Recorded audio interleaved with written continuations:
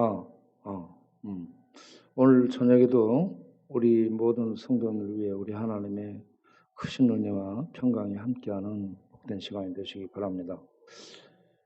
오늘 저녁에는 어디에 성탄절이고 성탄절에 이은 주일로서 성탄 분위기가 계속되고 있습니다.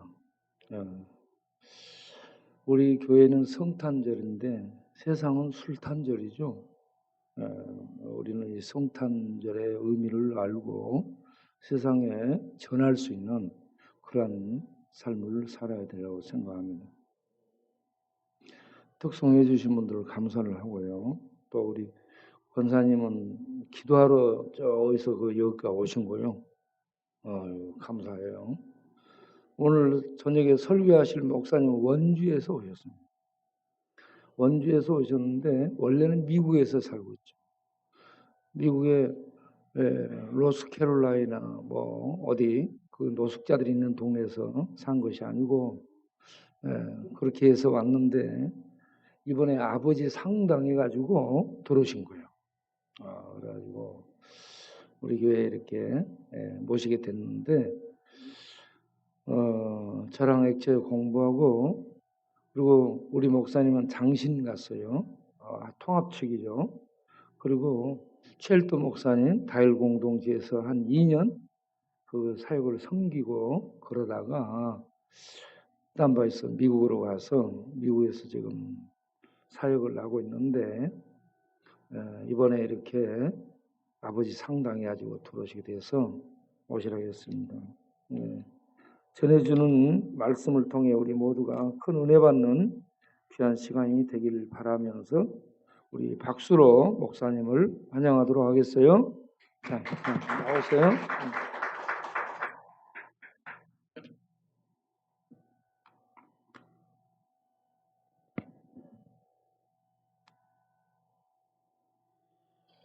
네, 반갑습니다. 유인우 목사입니다. 여러분들과 함께 하나님의 말씀을 나누게 돼서 영광으로 생각합니다. 제가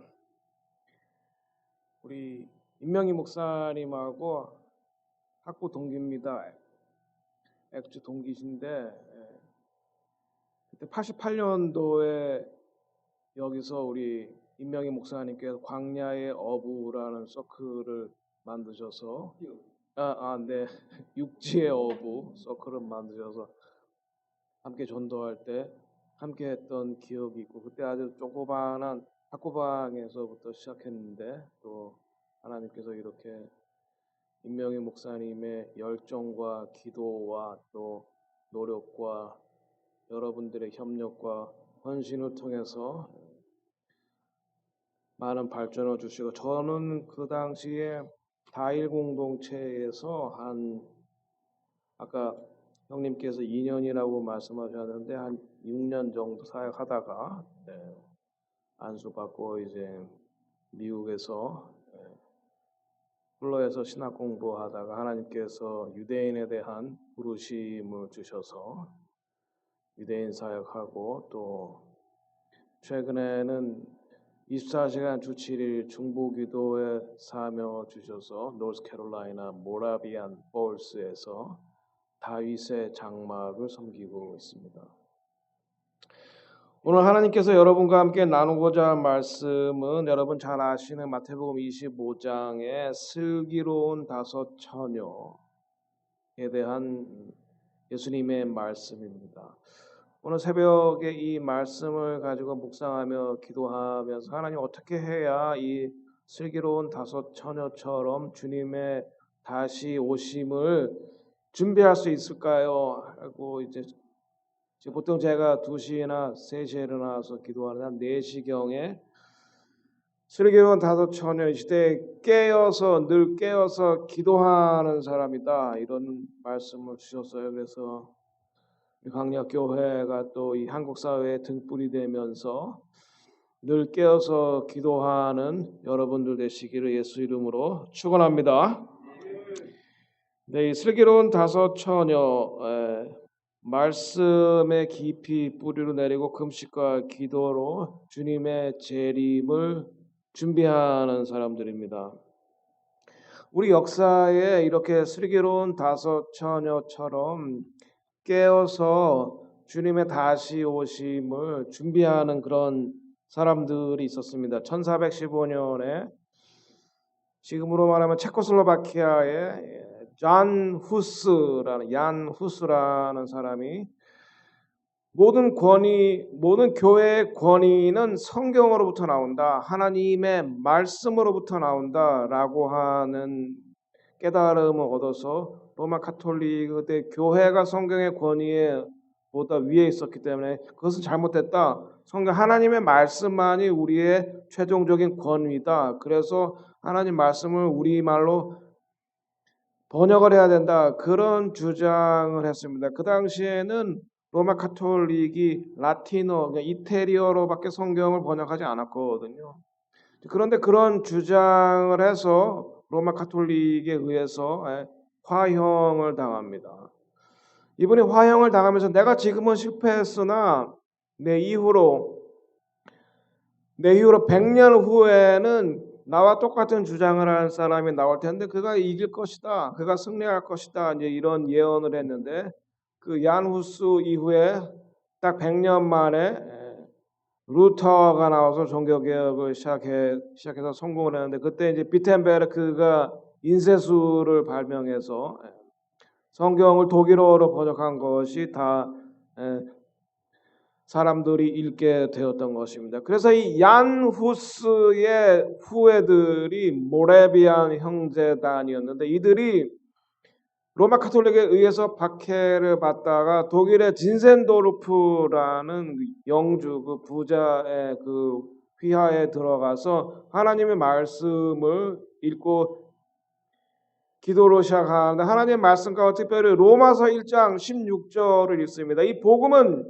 첫째는 유대인에게요 또한 이방인에게로다 라고 하는 말씀을 읽고 복음을 먼저 유대인에게 전해야 되는구나 라고 믿고 유대인에게 복음을 전한 최초의 이방인이었고 또 세계에 선교사를 파송했고 성령 충만을 받아서 24시간 주 7일 중보기도를 시작하는데 그 중보기도를 미국까지 와서 노스캐롤라이나 제가 사는 그 모라비안 폴스 그러니까 모라비안 폭포라고 이름 붙인 게 바로 그 모라비안 교도들이 미국까지 와서 100년간 24시간 주 7일 중보기도를 이어왔으며 유대인과 이방인이 주 안에서 하나 되어 함께 예배드리고 24시간 주 7일 기도하면서 선교사들을 세계에 파송하게 됩니다. 그래서 그들이 시작한 이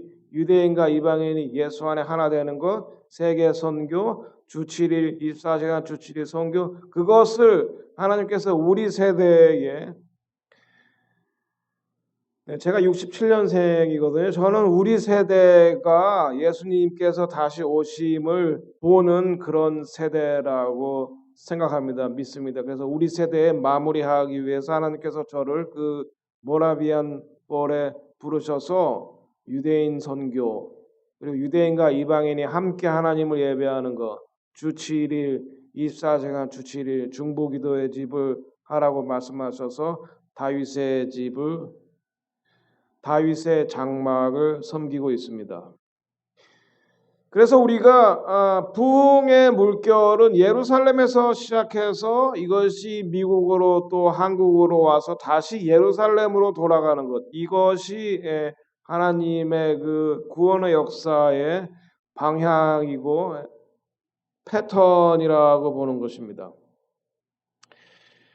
네, 그래서 이 모라비안들이 유대인에게 복음을 전했기 때문에 한국에 온 최초의 선교사가 1832년에 독일 사람 구츠라프였거든요. 구츠라프가 바로 유대인이었습니다. 유대인. 그때 이 구츠라프가 가져온 성경이 1611년에 번역이 된 킹 제임스 성경을 가지고 한국에 제일 먼저 왔습니다. 우리가 보통 한국에 온 제일 먼저 선교사 그러면 1884년도에 언더우드 아펜셀러를 기억하는데 그거보다 훨씬 더 먼저 이 구츠라프라는 유대인이 예수를 믿고 한국의 킹 제임스 성경을 한국에 줬다는 것입니다. 그래서 이 부흥의 패턴이 이 유대, 이방, 한국 그리고 다시 예루살렘으로 돌아간다라고 보는데요. 그러면 근대 부흥은 어떻게 시작했냐면 1896년에 테오도로 허틀이라는 이 유럽에 사는 유대인이 하나님의 백성이 이스라엘이 하나님이 정하신 땅, 그 약속의 땅 이스라엘에 유대 민족을 위한 나라를 건설해야 된다라고 주장을 했습니다. 그래서 하나님께서 그것을 기뻐하셔서 그 다음에 이방인에게 부흥을 주시는데 미국의 1986년도 멀피 노스캐롤라이나라는 장소에 먼저 부흥이 임합니다. 왜 그러냐면 이 멀피 노스캐롤라이나가 북미에서 원주민들이 살던 곳이거든. 그 사람들의 종족이 체로키족입니다.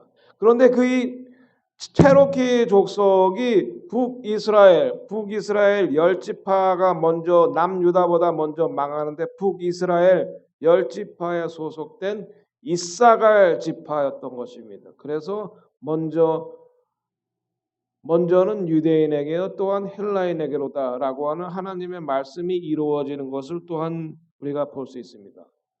네, 그래서 멀피 노스캐롤라이나에서 부흥이 있던 이후에 1902년에 아주사 부흥이 있었고 이 아주사 부흥의 영향을 받아서 1903년에 원산에서 미국인 선교사 하디에 의해서 부흥이 일어나고 이 부흥이 나중에 길선주 목사님이 이 부흥 운동을 주도하는데 1907년에 평양의 대부흥 운동은 바로 이렇게 예루살렘에서 미국에서 이러한 영향을 받아서 한국의 대부흥 운동이 일어났던 것입니다. 이 평양 대부흥 운동의 영향을 받아 한국 교회가 급성장하게 돼서 1919년에 3.1 운동 때 교회가 전국적으로 일어나서 3.1 운동을 일으키는데 가장 중요한 중추적인 역할을 했던 것을 볼 수 있습니다. 그러니까 우리가 유대인에게 복음의 빛을 줬죠. 또한 우리가 지금 읽고 있는 구약 성경을 번역한 사람이 A.J. 피터슨이라는 미국인인데 그분이 원래는 유대인이었습니다. 유대인인데 예수를 믿는 사람이었어요. 그러니까 이 유대인이면서 예수를 믿었던 A.J. 피터슨에 의해서 구약 성경이 우리 손에 들어오게 됐습니다. 이렇게 시대마다 깨어있는 사람들, 시대마다 슬기롭게 예수님의 재림을 준비하는 사람들에 의해서 부흥이 이루어졌고 또 하나님의 말씀이 증거되고 주님께서 다시 오심을 준비하는 일에 앞장섰던 것을 우리가 볼 수 있습니다.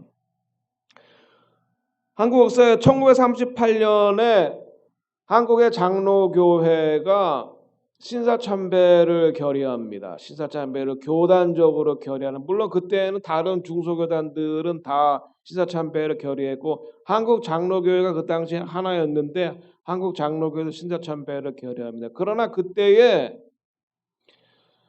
부산과 대구를 중심으로 한 경남노회는 교단이 비록 신사참배를 결의했을지라도 우리 노회만큼은 신사참배를 할 수 없다라는 결의를 하게 되는데 그 결의를 이끌어낸 두 인물이 주기철 목사님과 손양원 목사님. 네, 그래서 주기철 목사님은 일제에 의해서 평양에서 목회하시다가 순교하셨고 감옥에서 순교하셨고 손양원 목사님은 6년 내내 일제에 의해서 옥살이를 하셨습니다. 네, 그런데 더 불행한 것은 이 손양원 목사님은 공산주의자들에 의해서 나중에 또 순교를 한다는 것입니다. 해방이 된 이후에 손양원 목사님이 한국교회를 향해 외쳤습니다. 한국교회가 일제 때 신사참배한 것을 철저히 회개하지 않으면 하나님께서 교회를 심판하실 것이다. 공산주의자를 통해서 심판하실 것이다 라고 하는 예언자적인 목소리를 냈음에도 불구하고 한국 교회가 철저히 이 신사참배한 걸 회개하지 않았던 것 같습니다. 네, 그래서 6.25가 발생하죠. 6.25가 발생해서 이 낙동강 전선만 남았잖아요. 부산 대구를 중심으로 한 바로 그 부산 대구를 중심으로 한 그 지역이 일제시대의 경남 노회가 총회는 신사참배를 결의했음에도 불구하고 경남 노회는 신사참배를 할 수 없다라고 주장한 그런 노회가 되었던 것입니다. 여러분 6.25 때 소련의 지원에 의한 공산주의자들의 남침이 있었을 때 미국의 대통령 해리 S. 트루만은 한국에 미군을 파병해야 될지 말아야 될지 고민하고 있었습니다. 왜냐하면 그 이전에 한국이 전략적인 가치가 없다고 생각해서 미군을 뺐습니다. 미군을 빼니까 이제 스탈린과 김일성이 미군이 한반도를 포기하는구나라고 생각해서 남침을 했던 거죠. 네, 그때 미국의 대통령 해리 S. 트루만이 미군을 파병할까 말까 고민하고 있을 때 해리 S. 트루만에게 미군을 파병해서 남한을 구해야 됩니다. 한반도를 구해야 됩니다.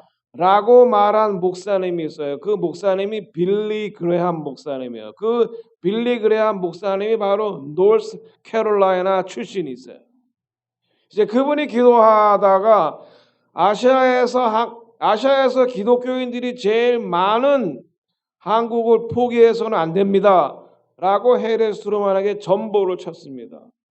요즘 말로 말하면 텍스트 메시지를 보낸 거죠. 그래서 그 메시지를 받고 미군 파병을 결정하게 되었던 것입니다. 해리 S. 트루만 대통령.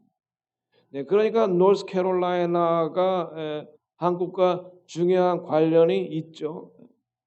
그리고 24시간 주 7일 중보기도 운동이 중요한 관련이 있죠. 이렇게 시대마다 깨어있는 사람들이 있던 것입니다. 네, 그래서 지금 한국이 세계에 미국 다음으로 선교사를 제일 많이 파송한 나라가 되었습니다. 한국 교회는 일제시대에 신사참배에 저항하였고 또한 공산주의에 저항해서 많은 사람들이 순교했는데 불행한 것은 일제시대에 일본에 의해서 순교한 사람보다 6.25 때 공산주의자들에 의해서 순교한 목사님과 지도자들이 더 많았다는 사실입니다. 우리가 이것을 잊어서는 안 될 것입니다. 미국과 한국과의 관계도 마찬가지입니다. 미국이 한국에 복음을 전했습니다. 일제의 해방으로부터 한국을 해방시켰습니다. 그리고 한반도 전체의 공산화를 미군을 보내서 막았습니다. 이 빌리 그레함 목사님이 한국 목사님들에게 이런 말씀을 했다고 해요. 살아생전에 중국 사람들은 미국에 이민 오면 식당을 오픈한다고 합니다. 중국 식당. 일본 사람들은 미국에 이민 오면 비즈니스를 오픈한다고 합니다. 그런데 한국 사람들은 미국에 오면 교회부터 개척한다고 합니다.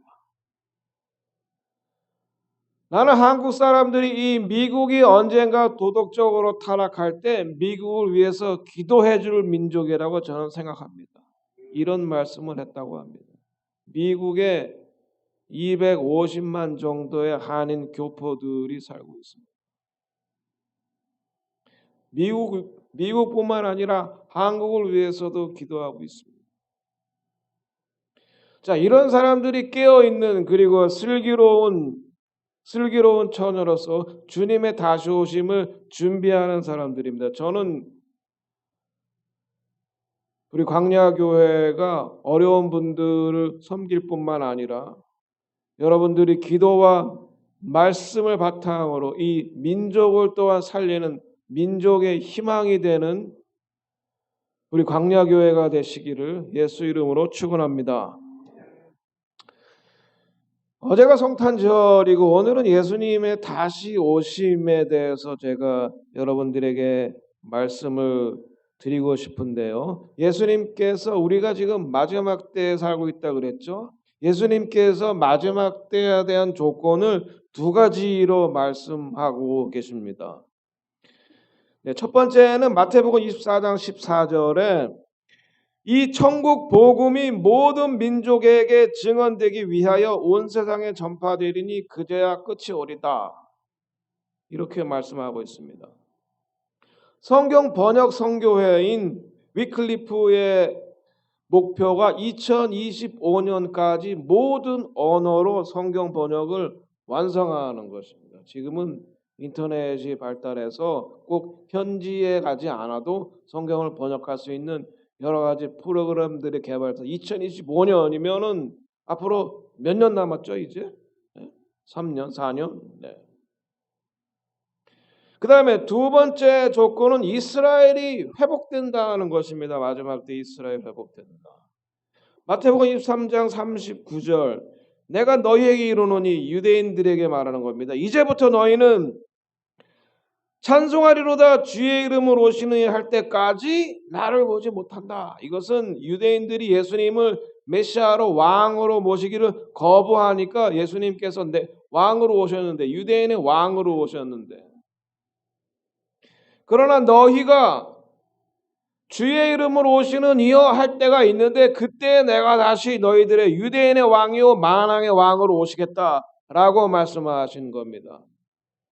예수님이 부활하고 승천하신 이후에 예루살렘에 이스라엘에 예수님을 메시아로 믿는 사람들이 허다한 제사장의 무리가 따랐다고 하는데 그때 3만 내지 5만 명 정도로 봅니다. 지금 이스라엘에 예수님을 메시아로 믿고 있는 메시아닉 주라고 그러죠. 메시아닉 유대인들이 3만 내지 5만 명이고 세계 전체로 따지면은 30만 정도에 이른다고 합니다. 이제 예수님이 오실 때가 다 무르익어가고 있는 것입니다. 그 다음에 두 번째 이스라엘 회복에 관해서 무화과나무의 비유에 대해서 말씀하십니다. 마태복음 24장 32절 무화과나무의 비유를 배우라. 그 가지가 연하여 지고 잎사귀를 내면 여름이 가까운 줄 알라. 이렇게 말씀하고 있습니다. 여기서 무화과나무는 이스라엘을 상징하는 겁니다. 예수님께서 열매 없는 무화과나무로 저주하셨는데 그것이 말랐다 그랬습니다. 그러나 마지막 때에 이 예수님이 저주하신 무화과나무가 마른 이 무화과나무가 연하여지고 잎사귀를 내면 여름이 가까운 줄 알라. 여름이라는 거와 끝이라는 게 어근이 같습니다. 그래서 여름이 가까운 줄 알라 그러면은 마지막이 가까운 줄 알라 이런 말입니다. 우리는 한국에서는 봄, 여름, 가을, 겨울 그래서 겨울이 마지막이지만 이스라엘의 그 농사 사이클은 가을, 겨울, 봄, 여름, 여름의 추수가 다 끝나기 때문에 여름이 마지막입니다. AD 70년에 로마의 티투 장군에 의해서 완전히 멸망했던 이스라엘, 성전도 파괴되고 유대인들은 세계 도처에 뿔뿔이 흩어졌습니다. 말랐습니다. 죽은 줄 알았습니다. 네, 그랬던 이스라엘이 홀로코스트 거쳐서 1948년도 5월 14일에 다시 독립을 선포하고 이스라엘이 회복이 되었던 것입니다. 여름이 가까운 것을 알아. 그 당시에 인구는 약 60만이었는데 믿는 유대인들은 50명이 안 됐습니다. 하지만 지금은 3만에서 5만 명. 예루살렘의 회복에 대해서 세 번째 말씀 누가복음 21장 24절 예수님이 말씀하십니다. 그들이 칼날에 죽임을 당하며 모든 이방에 사로잡혀 가겠고 예루살렘은 이방인의 때가 차기까지 이방인들에게 밟히리라. 이 예수님의 말씀인데 여기서 말하는 그들은 유대인들을 말하죠. 예루살렘이 파괴되는 걸 말하죠. 이방에 사로잡힌 것을 말하죠. 예루살렘은 이방인의 때가 차기까지 이방인에게 짓밟히리라. 로마서 11장 이방인의 충만한 수가 차면은 유대인들의 눈이 부분적으로 가려졌던 것이 열려서 유대인이 구원받는다라고 말하고 있잖아요. 사도 바울도 그 말씀과 일맥상통하는 것입니다.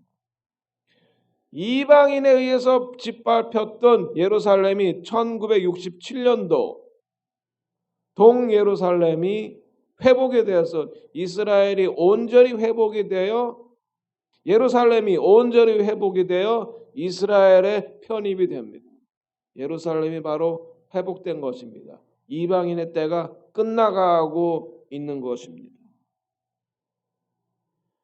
1967년 희년은 그 땅이 원래 주인에게로 돌아가는 해예요. 희년이 1967년이 그래서 희년이었고 2017년이 희년이었습니다. 그러면 그때 무슨 일이 일어났습니까? 도널드 트럼프 미국 대통령이 예루살렘은 나눌 수 없는 영원한 이스라엘의 수도다라고 선포했습니다. 예루살렘을 이스라엘의 수도라고 선포하고 텔아비브에 있던 예루살렘 미국 대사관을 예루살렘으로 옮겼는데 바로 그날 하나님께서 저를 모라비안 노스캐롤라이나 모라비안 폴스에 이사하라고 하셨고 다윗의 장막이라고 하는 집을 마련해 주셨는데 열쇠를 그날 주셨어요. 2018년 5월 14일. 그리고 말씀하시기를 여기가 모라비안 폭포에 있는 예루살렘 대사관이다 이렇게 말씀하셨어요. 우리가 그때부터 거기서 유대인과 이방인이 하나 되어 하나님을 예배하는 멀티 에스닉 처치, 그러니까 다민족 교회, 그리고 24시간 주 7일 중보 기도하는 다윗의 장막을 시작했던 것입니다. 여러분, 우리가 이 말씀의 배경을 이해하려면은 유대적인 결혼의 의미에 대해서 우리가 알아야지 됩니다. 유대적인 결혼은요, 남자가 결혼할 여자에게 포도주를 마시고 여자에게 주면은 여자가 그것을 안 마시면은 아내가 되기를 거부하는 거고 아내가 되길 원하면은 포도주 잔을 마시는 겁니다. 그러면은 남자와 여자가 정혼을 하는 거예요. 약혼보다 더 센 개념입니다. 정혼. 한번 따라해 보실래요? 정혼. 네, 그러면 이때 이미 신랑과 신부가 된 거예요. 몸은 섞지 않지만 신랑과 신부가 된 거예요. 네, 그랬을 때 결혼 서약서 메리지 카투바를 읽게 되는 겁니다. 메리지 카투바에 뭐가 써 있냐면 남편으로서의 의무가 써 있고 아내로서의 의무가 써 있습니다. 남편 누구누구는 아내에 대해서 이렇게 할 것이며 아내 누구누구는 남편을 사모하고 남편만 기다리고 뭐 남편에게 복종 이렇게 아내의 의무를 불러주면 두 사람이 그것에 대해서 아멘 하면 이제 아내와 남편이 되는 거예요. 합법적인 부부가 되는 거예요. 그런데 몸은 섞지 않고 남자는 아버지 집으로 가는 거예요. 아버지 집에 가서 함께 새 부부가 함께 살 방을 마련한 집을 마련한 거예요. 그래서 예수님께서 그렇게 말씀하셨어요. 내가 떠나서 너희를 위해서 처소를 마련하겠다. 그렇게 제자들에게 말씀하신 거예요. 그리고 신랑이 떠나가면서 아내에게 돈을 줍니다. 그게 신부 지참금이라고 하는데 그것은 아내를 돈 주고 샀다는 의미가 아니라 이 돈을 가지고 당신은 신부 예복을 만들어라 는 그런 의미입니다. 신부 예복을 만들고 결혼해서 함께 살 때 쓸 물건들 그런 것들을 사라 그런 의미예요. 그러니까 신부 지참금을 주고 떠나는 겁니다. 그럼 그 기간이 약 1년 정도의 기간이 되는 겁니다. 1년 정도. 그럼 왜 이 1년 정도의 기간을 두냐면은 신랑은 집을 마련해야 되고 아내는 예복을 마련해야 되고 그리고 이 1년 기간을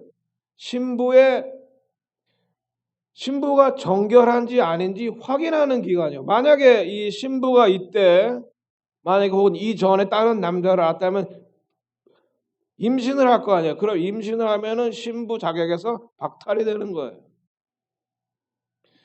그런데 바로 이 기간에 마리아에게 천사가 나타나서 내가 성령으로 잉태하서 하나님의 아들이 성령으로 내 몸에 들어갈 것이다 라고 말한 거예요. 여러분 생각해 보세요. 만약 그때 마리아가 무슨 소리예요? 저 지금 요셉에게 정혼받은 몸이에요. 저만 임신한 거 알면 좀 맞아 죽어요. 동네 사람들한테. 그죠? 이혼당해요. 이렇게 하고 마리아가 거부했더라면 하나님의 구원의 역사에 동참하고 하나님의 아들을 이 땅에 잉태하는 그런 영광스러운 자리에 있을 수가 없었어요. 마리아는 자기 목숨을 내어놓은 것입니다. 하나님의 나라를 위해서.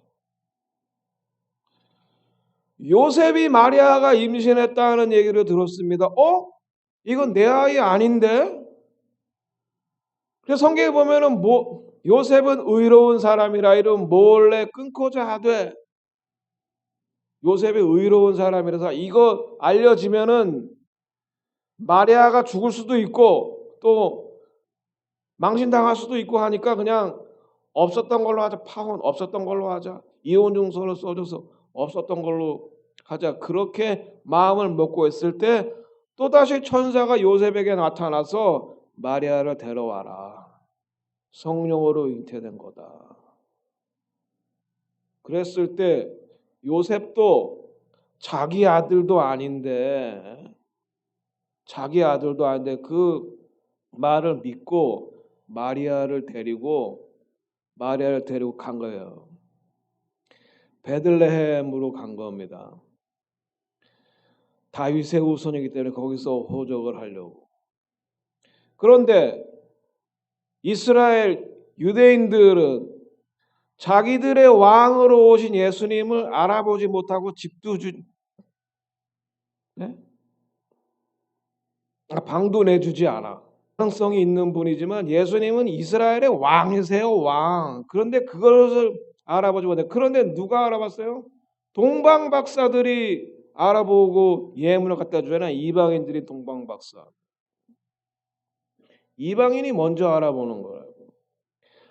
바로 이 슬기로운 다섯 처녀가 이방 교회가 이 슬기로운 다섯 처녀의 목적은 신랑을 먼저 알아보고 등불을 가지고 신랑을 먼저 알아보고 신랑을 신부에게로 이끌어가는 들러리 역할을 하는 사람. 이게 우리 교회의 역할이에요. 유대인들에게 이분이 진짜 메시아다. 네, 그러려면 그 슬기로운 신부가 되려면 깨어 있어야 된다 이 말이에요. 깨어 있어야 돼. 말씀을 보겠습니다. 1절 그때 천국은 마치 등을 들고 신랑을 맞으러 나간 열 처녀와 같다 하리니 여기서 열 처녀가 이제 교회라 그랬죠. 여러분과 저라 그랬죠. 혼인잔치에 초청은 받았어요. 예수 그리스도의 보혈로 구속은 받았어요. 예수님이 온다는 거 알아. 그러나 슬기로운 자들은 그것을 준비한 거고 슬기롭지 않은 자들 그것을 준비하지 않은 거예요. 그 차이가 있어요. 마지막 때. 이번에 제가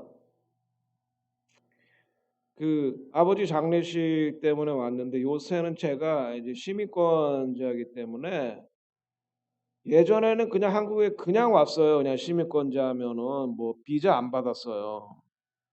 그래서 이제 아버지가 몸이 안 좋으셨기 때문에 이제 한국에 들어가야 되나 어떻게 들어가야 되나 보니까 이제는 시민권자면은 한국 정부에 비자를 신청해서 비자를 받아야 되더라고요.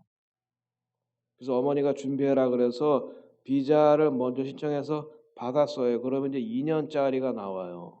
인터넷으로 쉽게 받는 건데 그 비자를 먼저 받았기 때문에 제가 지난 금요일에 아버지가 돌아가셨다는 소식을 듣고 바로 비행기 표를 끊어서 주일날 새벽에 와서 이제 아침 비행기로 올 수 있었어요. 근데 만약에 미리 그때 준비하지 않았다면은 미리 깨어서 준비하지 않았다면은 제가 한국에 올 수가 없었을 겁니다.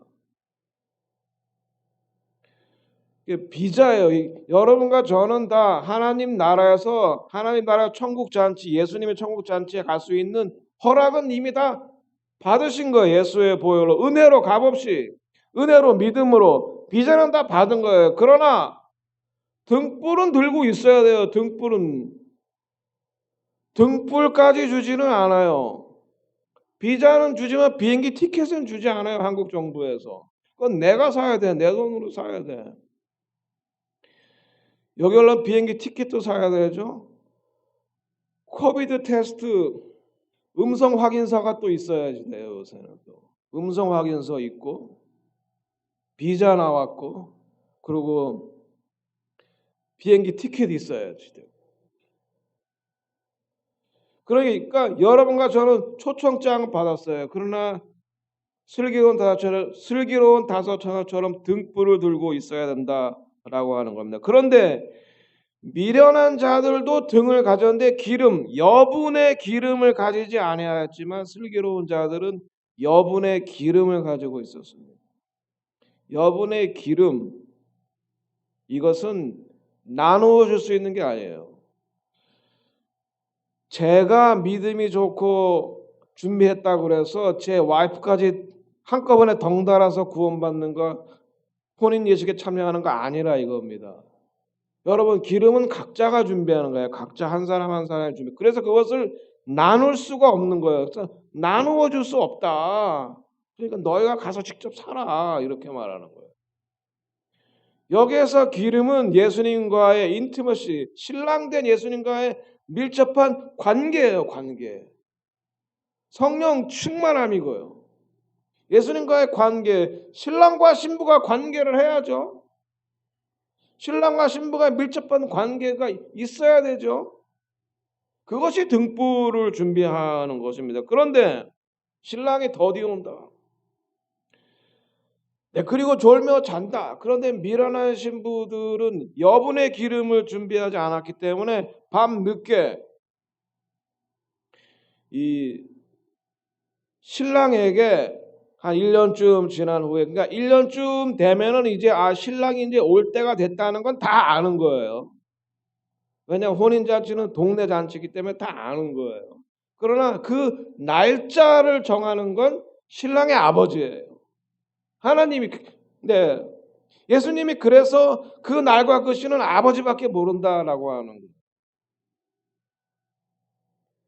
그래서 아침에 일어나서 신랑의 아버지가 신랑한테 가서 신부를 데려와라 이렇게 말하면 이제 신랑이 좋아하겠죠. 좋아가지고 자기 신랑 친구들을 불러다가 아침에 나파를 불고 쇼파르를 불고 쇼파르를 불면서 신부의 집으로 가는 거예요. 이제 그럴 때 아침에 쇼파르 소리가 다 울릴 테니까 신부가 이제 신랑이 나 데리러 왔구나. 이제 1년쯤 지났으니까 이제 신부의 예복이 준비됐으니까 그때 신부는 신부의 예복을 입고 신부의 집 앞에 딱 기다리고 있으면 신랑의 친구들이 가마를 가지고 와서 신부를 태우고 신랑 집으로 가서 혼인잔치가 딱 벌어지는데 그 신랑을 미리 알아보고 신랑을 맞아들이는 사람들이 바로 이 10명의 처녀들의 역할이었는데 밤중에 오니까 5명은 등불이 없어. 그러니까 신랑을 자연히 못 알아볼 수밖에 없죠.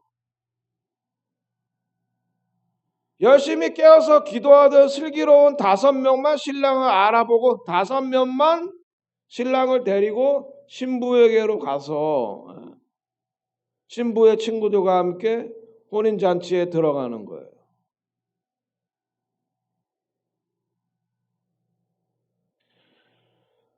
10절에 저희가 살아간 동안에 기름을 살아간 동안에 신랑이 오므로 예비하였던 자들은 함께 혼인잔치에 들어가고 문은 닫힌지라.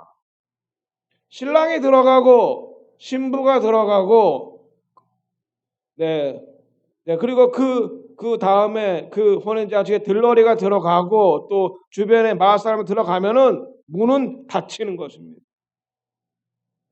이 문이 닫히면 7일 동안 혼인잔치를 그 안에서 하는데 안에 사람은 밖에 나올 수 없고 또한 바깥에 있는 사람은 안으로 들어갈 수 없어요. 문이 잠기기 때문이에요.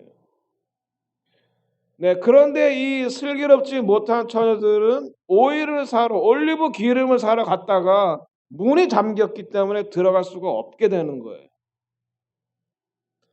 여러분에게는 이러한 불행한 일이 일어나지 않기를 예수 이름으로 축원합니다. 여러분 모두는 다 슬기로운 5 처녀가 돼서 신랑을 먼저 알아보고 또 신랑을 신부에게 인도하고 혼인잔치에 들어가는 주역이 되시기를 예수 이름으로 축원합니다. 12절에 보면은 우리에게 열어주소서 이 슬기롭지 못한 5 처녀가 말할 때 예수님께서 이렇게 말씀하십니다. 대답하여 가로되 진실로, 이 말은 아멘, 아멘 내가 너한테 말하는, 이거 분명하다 이 말이에요. 아멘 내가 너한테 말하는데 내가 너희를 알지 못한다. 왜? 예수님과 그동안 밀접한 관계가 없었거든요. 성령이 충만하지 않았거든요. 하나님이 주시는 사명을 감당하지 않았거든요. 신부라면 하나님의 말씀을 이 신랑의 말을 실천해야 되는 하나님의 말씀을 따라 살아가지 않았거든요.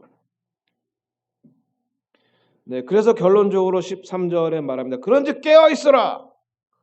슬기로운 5 처녀는 깨어 있는 사람들입니다. 깨어 있는 사람. 너희는 그날과 그 시를 알지 못하느니라. 이렇게 말씀하고 있습니다.